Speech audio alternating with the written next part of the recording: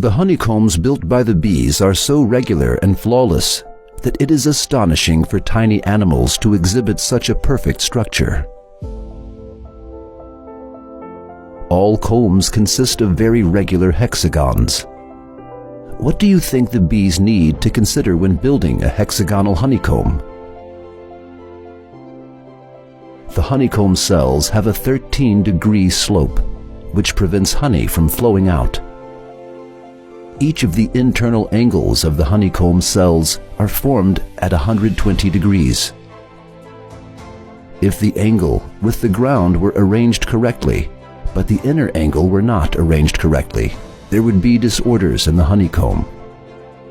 If the internal angles were calculated correctly, but the slope with the ground were not calculated correctly, all the honey stored in the honeycomb would fall to the ground.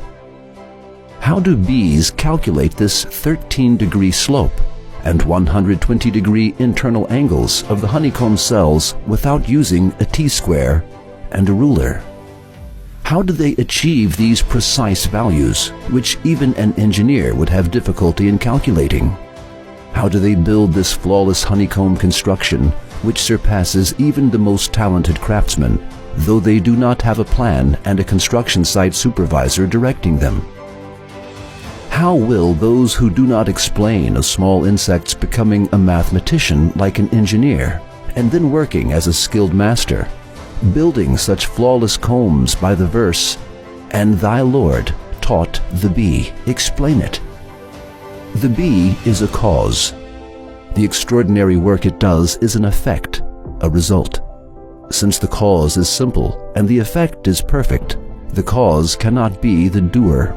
The wonderful things this little insect does will make even the most stubborn minds accept that the Lord, who educates and teaches the bee, is behind the scenes.